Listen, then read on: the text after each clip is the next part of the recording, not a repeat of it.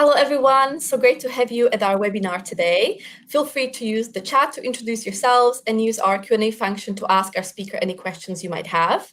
We have with us Julie Thomas, President and CEO of ValueSelling Associates, who is going to guide us through a working session on how to document what your top reps do instinctively and turn it into a standard the rest of the team can hit. I will now hand it over to our lovely speaker, Julie. Over to you. Good morning or good afternoon to all of you. So happy to have you join us today.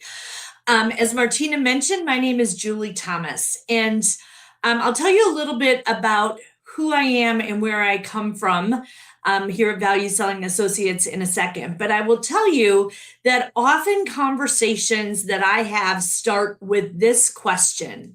Hey, Julie, how do we get all of our reps doing the things that my top performers are doing?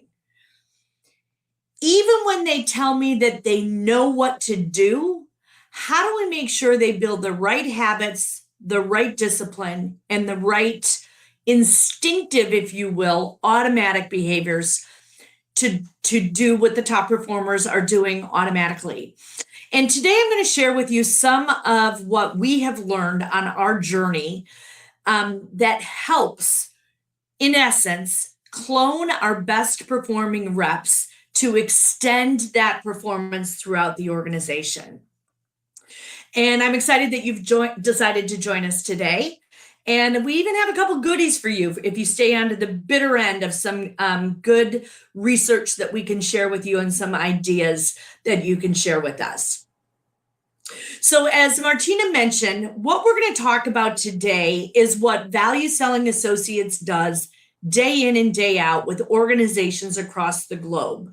We turn what the best reps do instinctively to what everyone on the team will learn to do consistently. And we work with business-to-business sales organizations all over the globe. There's a few examples of leading companies that trust us with their go-to-market motion and enhancing and improving the skills, the process, and often the mindset of the people that are out representing them in the world today. And we do that through training, coaching, software, and services throughout our organization. Most companies know us as a training company, and we do have one of the world's leading sales methodologies, the value selling framework that we bring to our clients. So let me tell you about sales' current Pareto principle. For those of you that have been in business for a while, I'm sure at some point you've heard of the Pareto principle. Pareto was an Italian scientist many years ago who realized that 80% of the results came from 20% of the effort. That was translated in software times to say 80% of the errors come from 20% of the code. And in sales, it means, hey, 80% of our revenue is coming from roughly 20% of our reps. But it's even worse than that. Over time, it's now become a 14%, 80% conundrum, if you will, which means that 14% of our reps are generating 80% of our revenue today. And I don't know about you, but that does not sound scalable, sustainable, or a wise stewardship of the resources that we have in our organization. And the reality is that today, the middle of the pack performers, the people that we were trying to get increase their performance with our performance management, are falling further and further behind. And I'm going to share with you some research today that we have learned and that shares some insight as to what we think is the root cause of this. And as I go along, please feel free to put any questions you might have in the Q&A tab. I think you'll see a Q&A button off on the left-hand side of your screen. Feel free to open that up, and if you have questions, I'll be happy to try and address them as we go through the content today. So here's our premise. Over the past years, technology has exploded. Marketing technology, sales technology, all with the promise of better sales results and improved sales productivity. And the reality is, the problem isn't that the technology doesn't work. It does. In many cases, the technology that your organization is buying for you to use, or maybe that you create and sell in the marketplace, works fine. That's not the problem. The problem is that the technology is still dependent on the people. Much of our technology is capturing data. It is capturing judgment and insight from the reps. It's accelerating and automating many different processes. And today, some of those processes may not be efficient to begin with. We have one of our team members who spoke with a sales leader a couple of months ago, and the conversation went something like this. The investments you've made in sales technology are taking all of the things off the plate of your sales reps that they don't want to do and aren't good at anyways. Things like data entry into CRM and CRM hygiene. Things like follow-up and outreach. We now can automate a lot of that. The problem is, are we automating bad information and accelerating the ability to put more ineffective, unqualified prospects into the pipeline? Are we freeing up our time and then making more bad sales calls with that time? And that's the conundrum that I think a lot of people are realizing with some of these sales technology terms out here. So that is our foundation and our premise. And here's what we're going to cover. We're going to dive into that tech paradox, the promise of sales productivity and improved sales results, and the reality that we're facing today. We're also going to identify what are those key behaviors that really do lead to the right results, scalable results, predictable results, and ultimately allow organizations to get better.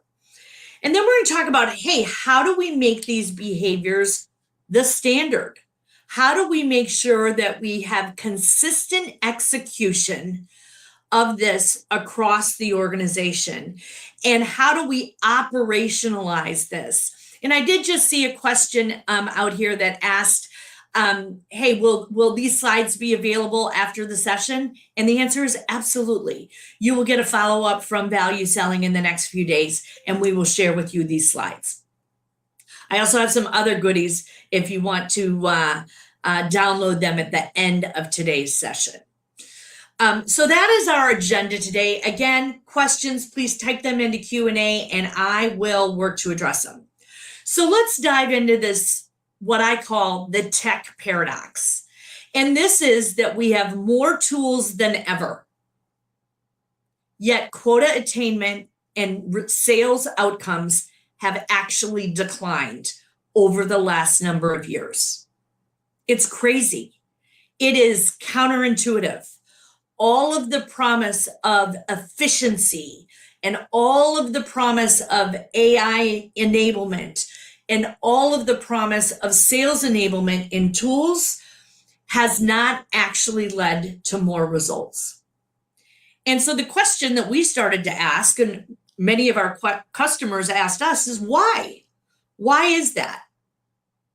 Well, let's first look at what the promise of technology is. Hey, here's what technology does for sales. It automates certain things. It accelerates certain things. It can help amplify your message. And it can augment and take off the plate of the salesperson certain things that A, they're not good at, and B, they don't want to do anyways.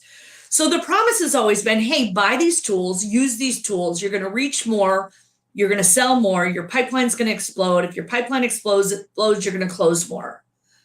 But the reality is that isn't what happened. In 2017, according to this sales tech landscape, there were roughly 700 tools that organizations could choose from. That is tripled in the last years.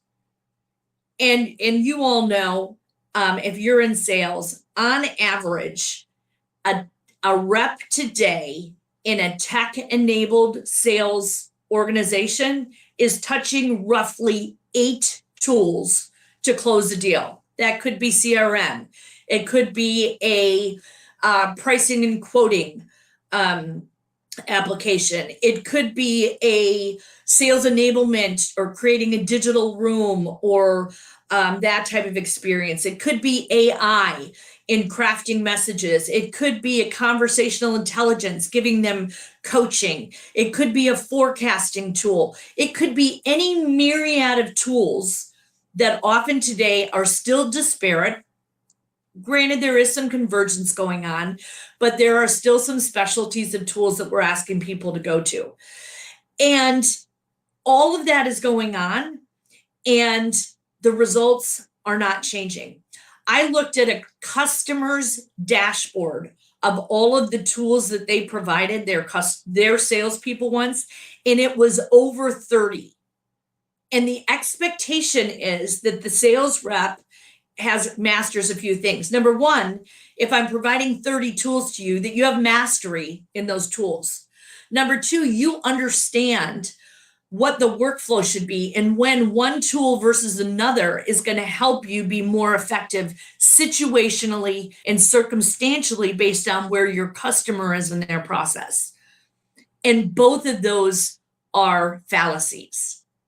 Customers, sales reps in general, and our customers report, hey, we're not leveraging the tools. And even when we are, the reps are often only using a fraction of the capabilities, and it is disconnected from their logical workflow, which makes that even more problematic. So that is part of the problem, but that's not the only problem. The results show us that every metric we measure went in the wrong direction. And this is 2 different studies, but we're comparing them over years that talk about the percentage of reps today making quota. 22% of the reps studied in this by Pavilion and EBSTA said that 22% of their reps made quota, which was down from 53% in 2017 when CSO Insights did the same study. Now, in 2017, we thought 53% was abysmal. We thought it was horrific. We are now less than half of that. 1/4 of our reps are making quota. And I don't know about you, but that is a systemic problem, and the curve is going in the wrong direction. And I'm sure situationally you can look at different companies and see different root causes of that. But the general consensus that I'm coming up with is all this investment in tech has not led to quota production and sales productivity improving. So let's look at the new technology that everybody's talking about. AI is here. And what is the promise of generative and agentified AI is, hey, it's going to give your seller all this time back. We're going to take all that stuff off the plate of the seller that those sellers are A, not good at, or B, don't want to do. And we're going to give them more time to make sales calls. So the first question is, are they making more sales calls? But the second question is, are all of them making more sales calls? And what we're finding is the reps that are taking advantage of this are the reps that already have the consultative approach to sales and the right behaviors to begin with. So in other words, AI is contributing to this gap getting wider. Our top reps are getting better because of AI, and our not so top reps, the one at the middle of the pack or our laggards, are not leveraging AI to give them more time. Some of them are are using AI to find more reasons to not pick up the phone, meet with the prospect, do those things that we know need to make a difference. But here's one stat that I found interesting. And Value Selling, along with Selling Power Magazine, recently did a research study, and we interviewed both reps and managers in this tech-enabled world today. Here's what the managers say. Roughly 30%, 28% of my team, my reps, are really good or excellent at leveraging AI. Yet the reps report that less than half of them feel like they're good at it, know what to do with it, and are using it for improved productivity, not just dabbling in it or playing with it. So again, that's a factor of 100% difference between the reps of what they think is really going on and what leaders think is going on. So AI is not meeting the promise yet if only 15% of your team thinks that this is helping them and that they're proficient enough that it's leading to increased productivity. So that's an aha. So let's dive back into this even a little bit deeper as we peel this back. So here's what we're finding, and this just substantiates what I just shared with you. Access to the tools is equal and ubiquitous in many organizations. And even if your organization isn't providing you AI, people are using it. We know that. We know they're using AI in a standalone. AI has replaced Google as the platform to get information and synthesize information. So here's what this means. The tool is not the differentiator, because the tool is becoming ubiquitous. What is the differentiator is the behaviors, the approach, the skill set, and often the mindset of the reps who have these tools in their hands. All we're doing is amplifying what the reps are already doing. So if you have a mediocre rep having mediocre sales conversations, you are amplifying mediocrity. If you have mediocre or low performing reps who pitch and don't ask questions or listen, they are doing more of that to more people and alienating more buyers faster. And the ones that are doing it right to begin with, they're going to get better because now they have this productivity boost of taking some of this, the busy work off their plates and being able to amplify, automate, and accelerate their ability to have those value-added conversations. And I'm not sure a lot of organizations are looking at it this way. I think a lot of organizations are saying, hey, equal results should come from equal access to the tools. And the data just is not showing that to us today. So how do we know it's the behaviors? Well, here's one example of how we know it's the behaviors. And a lot has happened in the last 8 years, but the fundamentals of many buyers have not changed. So one of the hardest parts of sales is getting that initial meeting. We often talk about the top of the funnel activities. We have organizations that are spending a ton of money on AI and agentified AI to do outreach. They are spending a ton of money on people to do outreach and specializing what I'd call the XDR, whether it's a sales development rep, it's a business development rep, it's a marketing development rep, whatever the title is, they are people that are focused on getting meetings and creating demand and getting the interest in our ICP for that. And here's what we know. Not much has changed in the best way that you're going to get appointments with people and new buyers over time. Today, just like in 2018, the number one way to get a meeting with somebody is through a client referral.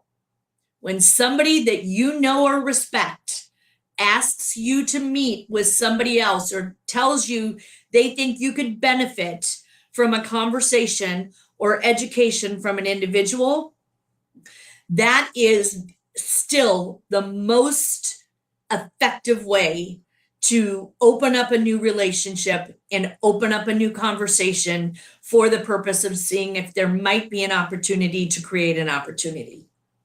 The second best is still the phone. AI has not changed that. I work with clients all day, every day that tell me the phone is dead.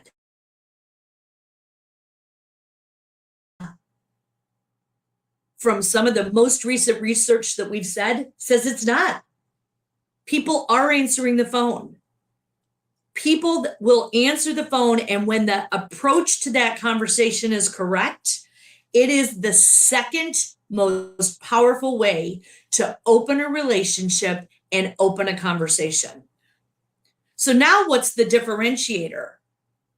It is what happens in those initial conversations that either create opportunities and some momentum or don't. And that's why we want to focus on the behaviors. So let's move into now, what are some of these behaviors? Which is a logical question. Okay, Julie, you said here's where tech is failing us. And I'm not saying that we don't need tech. It has its place. I'm saying it's not closing the gap. To the best of my knowledge, the sales tech stack for the types of services and products that the people on this call sell has never closed a deal. People using that tech stack have closed the deal.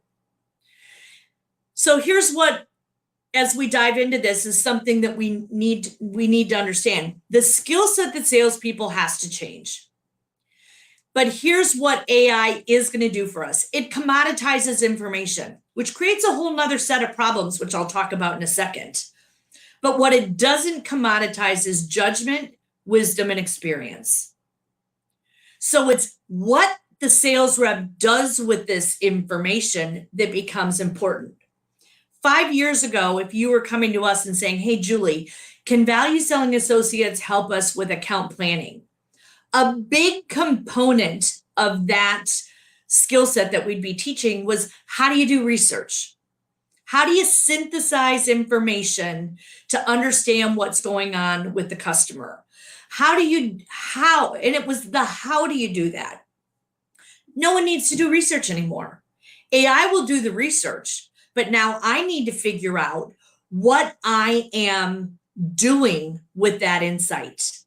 So I no longer have to spend the time doing research, which I can promise you, most sales reps didn't want to do.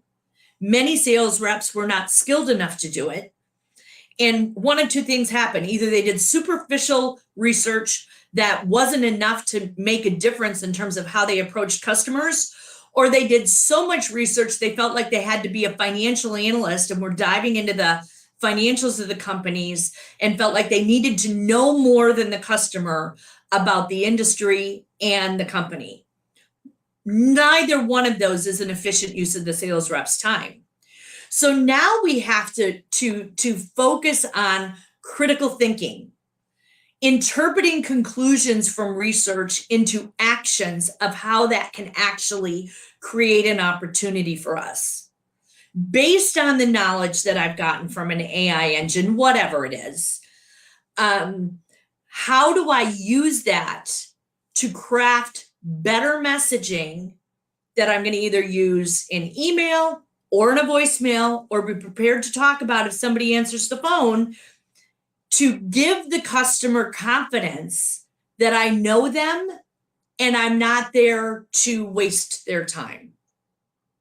Because part of the flip side of AI right now is the buyer is becoming very wary of a lot of these messages. We have more information than we've ever had before. Yet we don't know what information to trust.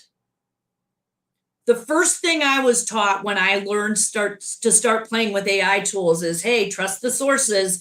AI hallucinates. AI doesn't necessarily know what's a good, reliable source versus a bad source. You have to vet the knowledge and the insight that AI tries to give you. And so while buyers have become a little more skeptical, they have more information than they've ever had, but they have less confidence in that information. And this is another real conundrum. 67% of buyers say, hey, I don't need a rep until the end of the sales cycle. When they want a rep is to validate the research they've had and to get a scope of work. And the opposite of that is when buyers don't have a rep involved till the very end of the sales cycle, and they have self-diagnosed their problem, they are more likely to have buyer remorse. Because in all my years of doing this, I have found that many buyers are not good at self-diagnosing what they really need. And they scratch the surface. And they prematurely rule out options because they see something on the website that they think, oh, that's not what I'm looking for, when it might be exactly what they need. So we've got this conundrum going on that builds on this conundrum that we have with this tech paradox. So when a buyer actually does meet with the sales rep, what are the things that actually make a difference? And it's the stuff that AI doesn't do. It's how do we establish trust and credibility? How do we exhibit the right interpersonal skills to be trustworthy, to establish rapport? How do we do really good conversational discovery that adds value both to the prospect and to ourselves? You know, discovery is not just what you do at the front end of it, any sales opportunity, even though that's often how we document it in a sales process, right? First, we're going to do discovery, then we're going to do these other things. Discovery never ends. Every time that you meet with a prospect or a customer, you have an opportunity to get a deeper understanding of their point of view and their processes and their challenges and the outcomes they desire. So discovery has to be value added. It also has to be mutual. And we want to make sure that we're doing that.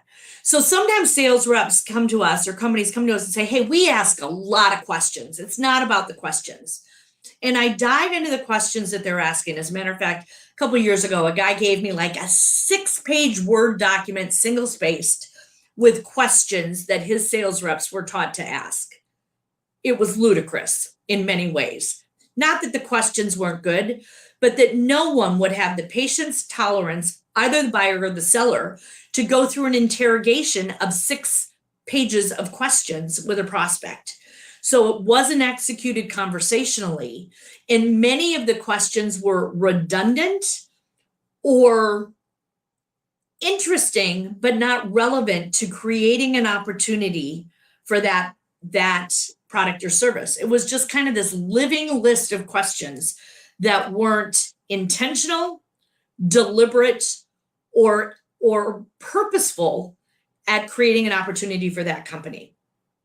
And so one of the things they found when they worked with us is when we organize those questions into a much more disciplined qualification model and approach, those questions became much more executable. And qualification is for sure a key skill that requires judgment and communication from sales reps. And we're seeing this is more important than ever because our ability to execute on our current pipeline requires significant qualification and, just as important, disqualification. I spoke with a customer just last week and he said, I have a problem. I have to close 100% of my pipeline to make my number this year between now and December 31st. And I know that's unreasonable, but here's what I don't know. Which deals are not going to close and which ones are. So we're going through that process with him with a consistent filter that is customer centric and built around value to help him identify the garbage from the gold in that process. Quantifying value is a skill set that is human because quantification requires a conversation with prospects. It's not about having a value engineered tool that tells them the value. It's facilitating the outcomes they want and conversationally, having a conversation about what that is. And those are the skills that contribute and build buyer confidence. And confidence is one of the key values that subliminally is always in the background when human beings are making buying decisions, even for companies. And those skills are purely human. Technology may support us in some of these activities, but it's not going to replace those activities. So let's think about now, how do we clone our best reps? How do we make sure our best reps and focus on the behaviors? We already know that everybody's got access to the tools. So that's not the problem.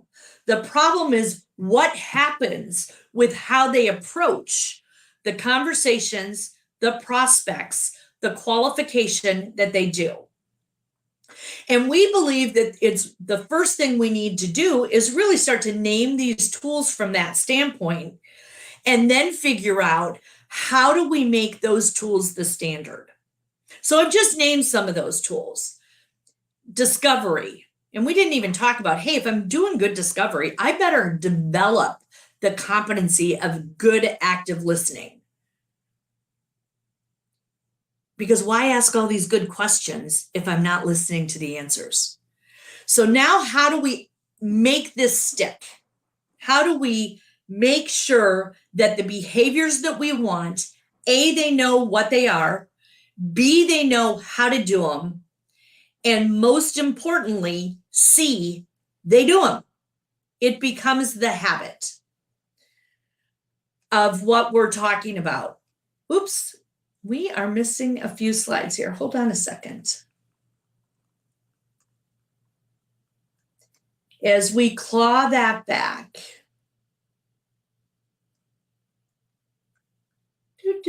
I apologize for this. So we are talking about how we make it stick.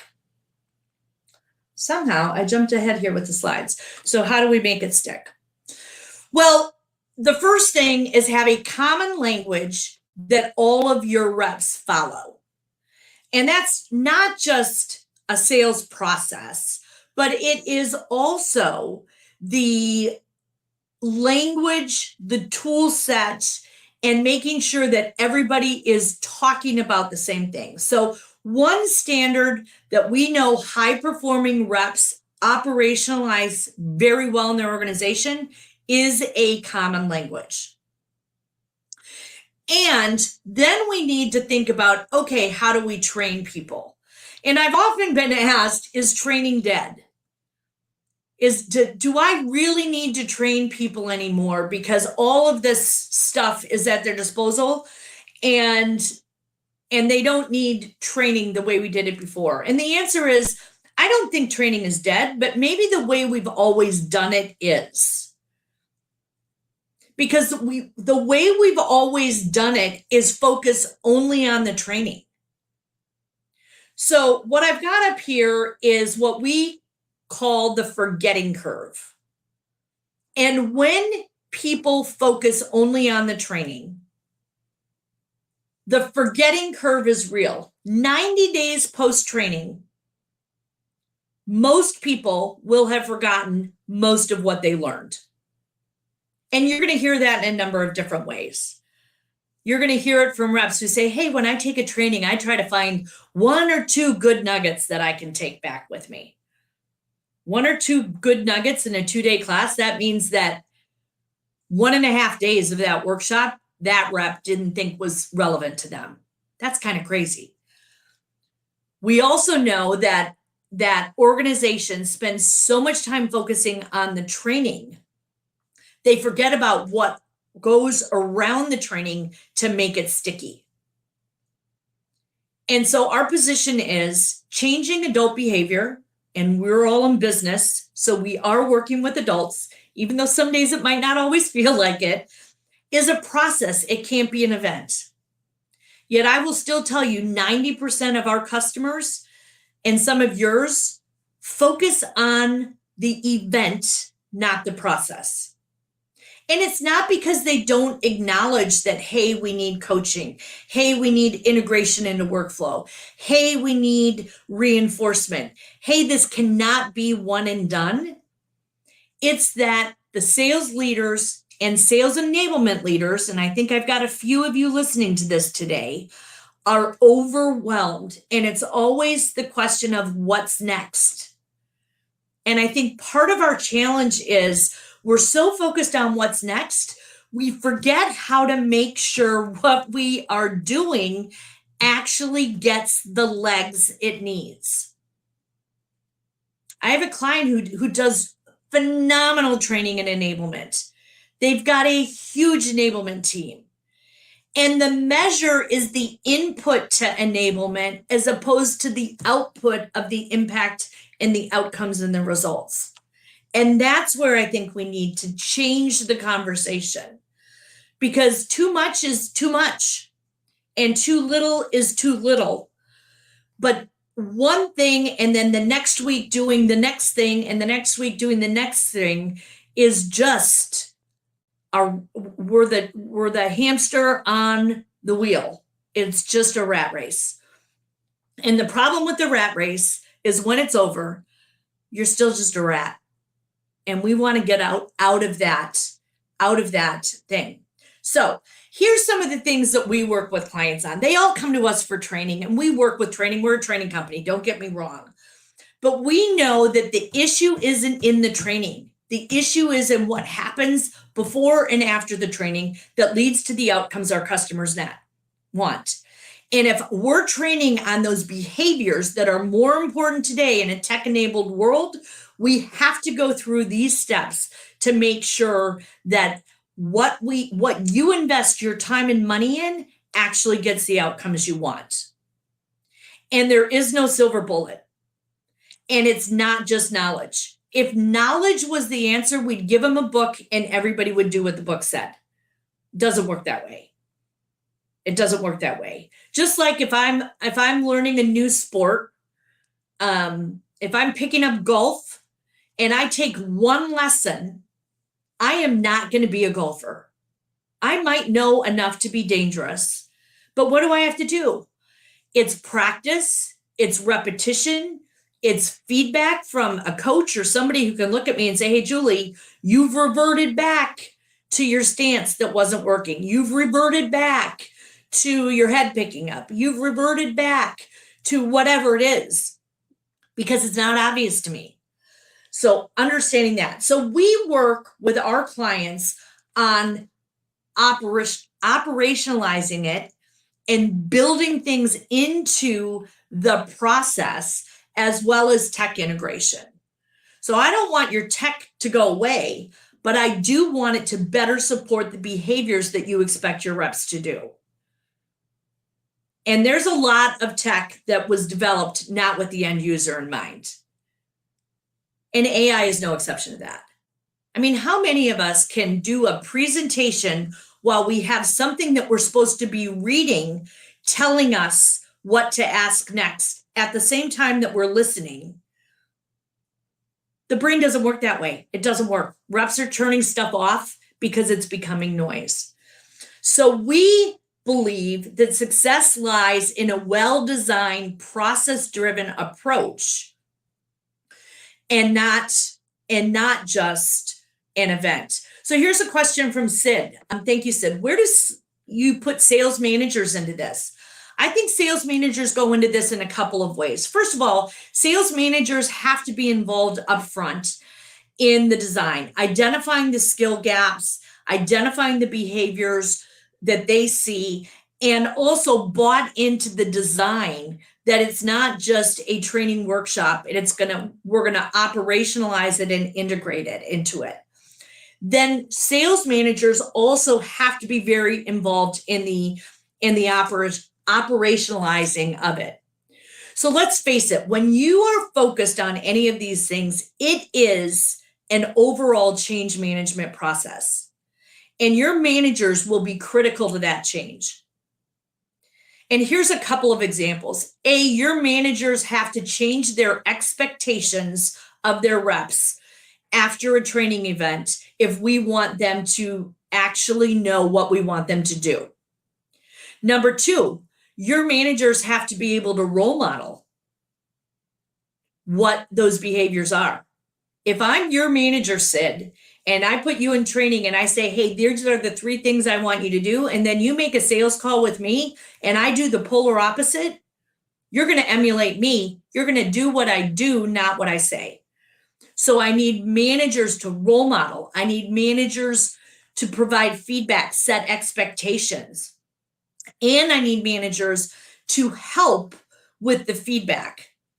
But here's the reality. We've known for years that managers need to be coaches. And it's not that they don't want to coach.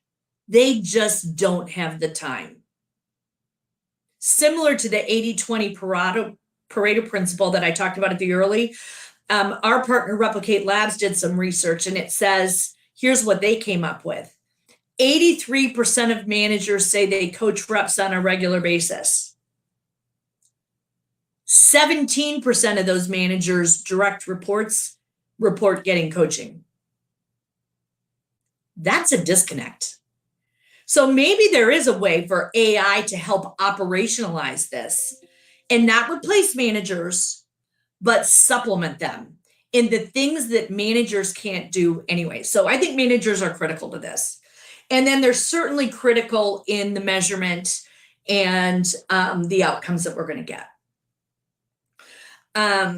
Okay, thank you, Sid. And certainly if you have any other questions, share that in. The managers aren't necessarily missing, but I haven't broken this out role specific. You could easily talk about the role specific nature of this, and you could talk about revenue enablement. Some of you on this line, your role in this, which is huge. But as you know, often in revenue enablement, we feel like we're pushing a rope from the outside and we're not getting far until we get that buy-in from first, second, third line sales leadership. And then aligning the tech tools to support the behaviors, not tech for tech's sake, but tech tools to support the behaviors that we want. And here's that quote I just mentioned. 73% of reps report not getting coaching. Now, that doesn't mean it's not happening. We know that coaching requires strong trust and relationship. We know that giving positive, constructive feedback is a skill that managers also need to get. And sometimes reps feel beat up and like they're not getting coaching. They're getting beat up. They're getting discouraged. So it could be the coaching execution. But we're finding that hybrid coaching with a good AI-based performance coach that knows your reps, knows your process, knows your company, knows your methodology, is making a huge difference in a lot of organizations. It's a great use case for tech, and now it's integrated. It's not a separate use case for tech. So again, here's what our research has showed us. When you combine AI coaching and think about this transformative journey as a change management approach, as opposed to an event, hey, I taught you how to make cold calls. Why aren't you making them? When we approach it from change management, a couple of things happen when we pair AI into that. Quota attainment's going up. Productivity's going up. Maybe there's a relationship there. And for companies that have renewable or resellable services, which many of you do, retention rates are going up because they're applying this methodology not just to the new business account executives, but to customer success, to account management, to all of the roles in the revenue engine, which becomes powerful. And for those of us that have been in the renewal business for a long time, we know it's hard to grow if half the business is coming out the bottom of the boat. So understanding that is important. So results are there when we really truly operationalize this. And now let's look at our fourth piece of this, which is really often also the missing piece, which in sales is always amazing to me, because the first technology that most sales organizations were good at implementing was Salesforce automation or Salesforce accounting. So sales organizations typically are not for a lack of data and insight. You could question how good the data is, because it's a garbage in, garbage out, but they usually have some data. So how do we do that? So again, our position is training is always the easiest part of a change management initiative, and it's always a part of a change management initiative.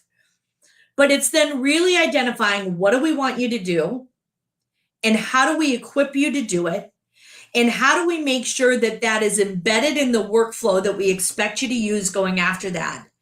And then how do we get it to the point that adoption is automatic, that this is the way you do it and you're not thinking about it. It's automatic and it becomes the way you do things. And that's the role that I think the best tech tools can have today. It doesn't replace human behavior. It builds on that. And when you're going through a change management initiative, we know that the key is, hey, and I learned this when I first went into business and I went through a quality initiative. I was working in the oil and gas industry, and everybody in the organization at a certain point had to go through quality training. And here's what I learned in quality training. I learned that you measure the results and you manage the inputs. So in sales, the results are the closed won deals. We can measure that really well. We celebrate that, and we can do that very well. What we want to measure are, what are the leading indicators that lead to those results. And for each of you on this line, for each of you that sell different products and services to different types of companies, those leading indicators might be different. And those leading indicators become the call to action and the things that we measure and that we manage and that we incentivize and that we provide feedback on, and we goal-oriented and all those things. So some of those might be, hey, how many qualified opportunities do we have in the pipeline? How many opportunities have we disqualified? I talked with a client the other day, and they told me that their average sales cycle is 15 months. And they're not finding out any clues as to how well they're doing until the end of that 15 months. That's an expensive sales cycle. That's an expensive sales cycle. So there are some things that we can start to measure. We can measure the follow-up. We can measure the quality of the conversation. We can measure the content in the conversation. We can measure how quickly are you going to a demo or a pitch in that sales cycle. Are you showing up with a demo first? Or are you showing up and keeping that presentation in your back pocket and having a conversation first and understanding all those things? So very few companies are really thinking this through and then designing the program and the messaging and everything around this kind of the end in mind. When behaviors change, so do results. So this is recently looking at 12 recent engagements that ValueSelling did over 10 different industries. And here's what we found were the results that actually changed as a result of going through this change management process, not just focusing on training and not just focusing on tools. And you can read this. I don't need to read these, but the results were real and the results were measurable.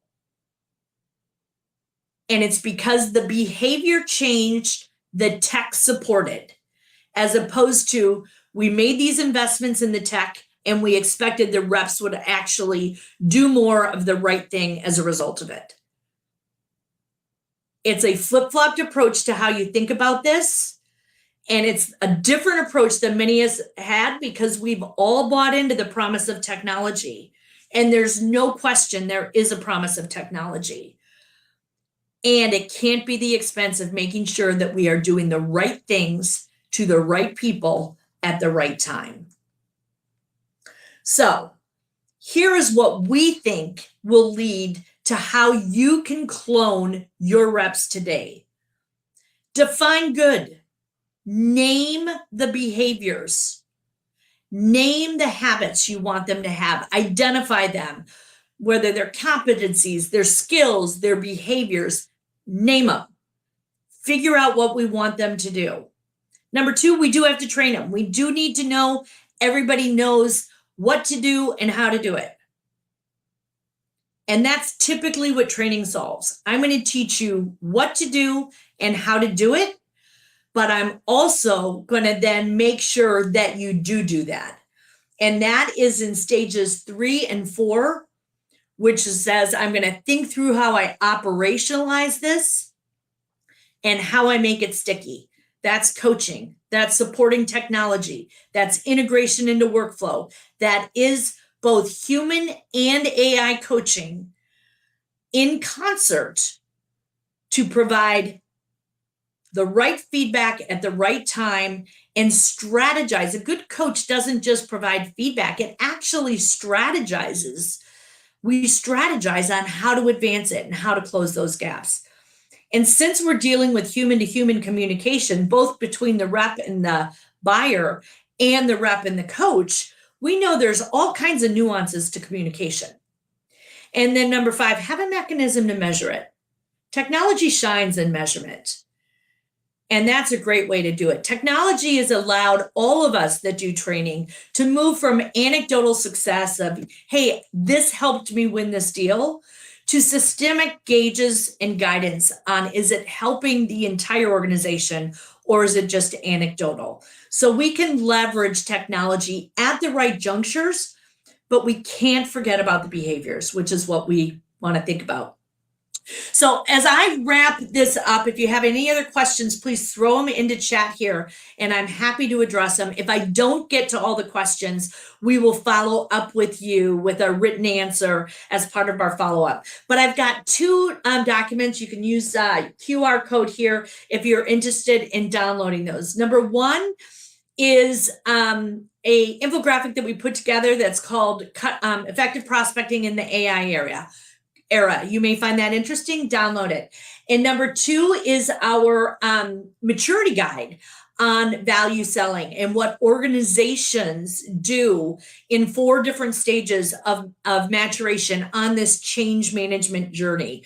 And I find a lot of clients find that interesting, to be a little bit introspective of saying, hey, I'm at stage 2 or stage 3. What do I need to do to get to that next level? And it's always incremental improvement that we're focusing with. I want to thank you for joining us today. I hope you found this a good use of your time and something. And I also want to let you know how to find us and how to find me if you want to continue the conversation. Our website is pretty straightforward, valueselling.com. I'm not hard to find on LinkedIn, and I'd love to connect with you. And if there's anything specific you want to talk to me about or engage Value Selling about, please don't hesitate to send me an email. We will be packaging up these slides and sending them out in a post-event communication. Thank you for your trust and your time and for joining us today.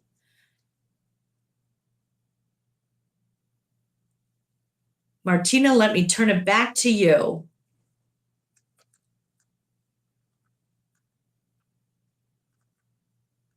Thank you so much, Julie, for such an insightful conversation today. And I can see that our chat was firing with questions and insights.